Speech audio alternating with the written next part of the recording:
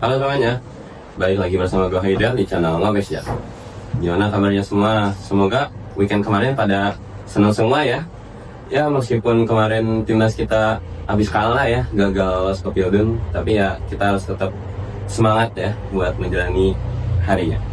Oke, jadi teman-teman di kesempatan kali ini kita kedatangan tamu nih yang dia nih hobinya tuh meneliti tentang kerajaan-kerajaan kuno di Indonesia, yaitu Bintang.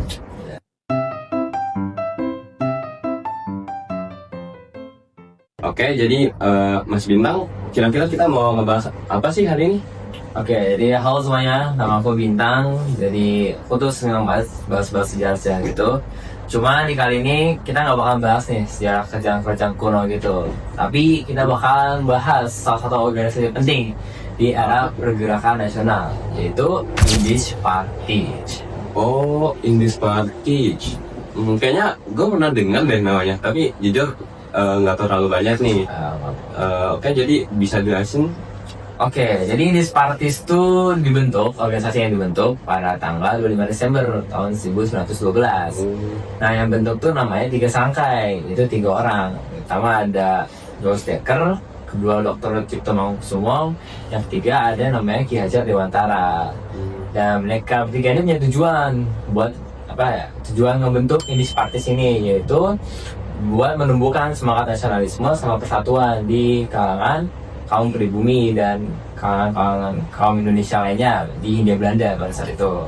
Jadi kan pada zaman dulu kan nama Indonesia belum ada ya, nah ada namanya Hindia Belanda ya, karena pada saat itu kita masih diduduki sama Belanda. Oh, jadi mereka tuh tujuannya buat nyatuin ya antar semua kalangan. Padahal kan waktu itu kayak dibedain banget kan antara ras sama golongan-golongannya gitu. Iya, betul banget. Jadi pada saat itu Indies Partij itu sudah termasuk salah satu organisasi yang paling berani pada zaman itu.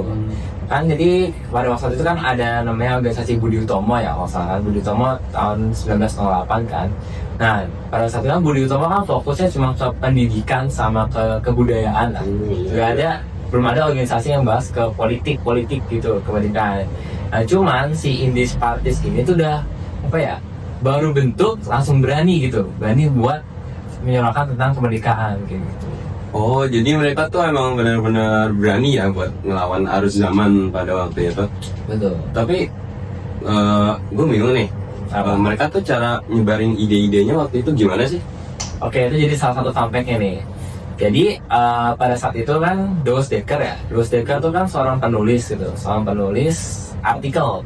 Nah, di dalam artikel itu ada kayak surat-surat macam-macam tulisan itulah, tulisan-tulisan kritikan ke pemerintah kolonial Belanda.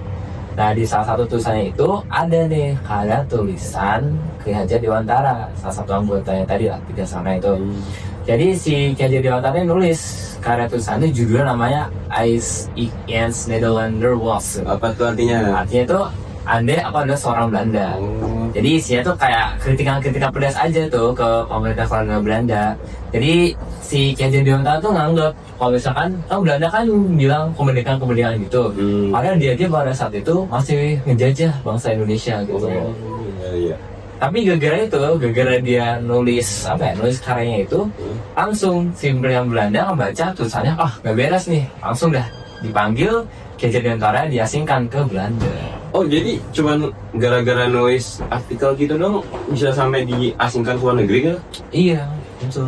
Jadi betul banget. Jadi pada tahun 1913 itu 1913, 1 tahun setelah dibentuknya Indies Partij itu kan dari kan di antara gap itu kan ada karya tulisannya itu ya kan, tulisan Ki Hajar Dewantara. Nah, jadi pas Belanda baca itu dia langsung marah, dia langsung ngeberhentiin seluruh operasional dari Indies Partij itu, seluruh aktivisnya langsung diberhentiin gitu. Dan 3 sangkai itu kan berarti kan dicari kan pendirinya 3 sangkai itu langsung diasing ke Belanda tuh selama beberapa tahun gitu. Wah, jadi mereka nih oh ya, silakan. Jadi mereka nih bisa dibilang organisasi non kooperatif ya, karena mereka nggak mau kerjasama gitu sama pemerintah kolonial Belanda. Betul banget. Jadi ada bedanya antara kooperatif sama non kooperatif tuh. Jadi kooperatif tuh kayak organisasi yang masih mau lah kerjasama sama pemerintah Belanda, misalnya lewat apa ya, lembaga-lembaga resmi.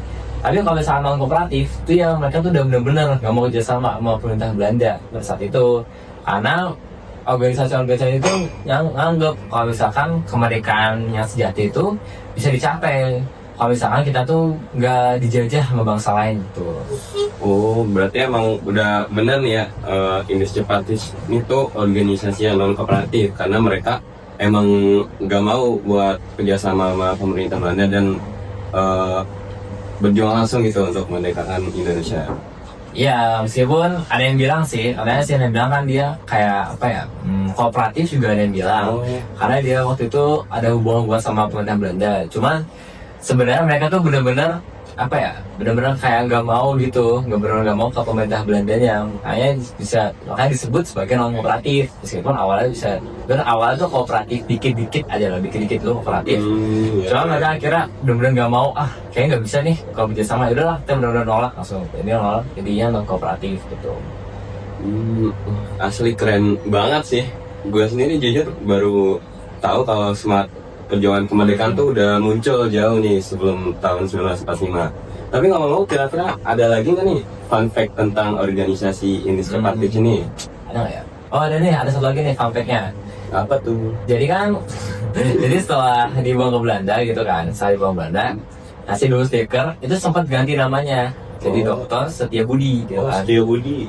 Sering dengar kan Setiabudi? Iya benar-benar. Nah, jadi Setiabudi itu ya jalan-jalan di Indonesia, kayak di Jakarta juga ada Jakarta Dr. Setiabudi. Dan juga si apa ya, fun fact ya. Oh, Industri Partis nih. Jadi si Industri Partis itu tuh bisa dibilang organisasi pertama di masa itu yang benar-benar ngegunain kata bangsa Indonesia pada perjuangannya gitu loh. Karena pada saat itu kayak orang lokal gitu loh, organisasi lain tuh nyebutnya masih Hindia Belanda. Tapi dia tuh baru dibentuk udah langsung mau berani gitu loh nyebut bangsa Indonesia di perjuangannya gitu. Wah, berarti mereka ini bukan cuma berjuang buat memerdekakan Indonesia ya, mereka juga berusaha untuk apa ya namanya, memperkenalkan identitas bangsa Indonesia ini. Iya, jadi semangat perjuangannya itu meskipun apa ya, kan cuma sebentar doang ya masanya, cuma setahun doang kan. Jadi tahun 1912 terus 1913 dibubarin kan, diberhentiin. Nah tapi meskipun cuma setahun doang nih bertanya, tapi semangat apa ya, semangat perjuangannya itu nggak padam, semangat perjuangannya anggota-anggota Industri Partis itu nggak padam setelahnya. Kayak banyak nih organisasi kayak Sarekat Islam, kayak apa ya, Perhimpunan Indonesia, Partai Nasional Indonesia, itu banyak yang masih memperjuangkan perjuangannya si Industri Partis ini gitu loh. Oke, jadi ya kesimpulannya mereka ini emang organisasi non kooperatif karena mereka nggak mau kerjasama sama pemerintah Belanda dan maunya berjuang langsung gitu kan demi kemerdekaan Indonesia. Iya, jadi dalam idenya tuh jadi apa ya, perjuangan itu jadi sebagai salah satu warisan terbesarnya mereka gitu, bangsa Indonesia itu. Kata-kata bangsa Indonesia jadi salah satu warisan terbesar dari perjuangannya si Industri Partis itu. Oh, I see. Oke, jadi organisasi Industri Partis ini emang organisasi yang benar-benar awal banget nih menggerakkan api kemerdekaan pada masyarakat Indonesia, benar kan? Betul. Oke, jadi teman-teman mungkin cukup sampai sini dulu podcast kita kali ini.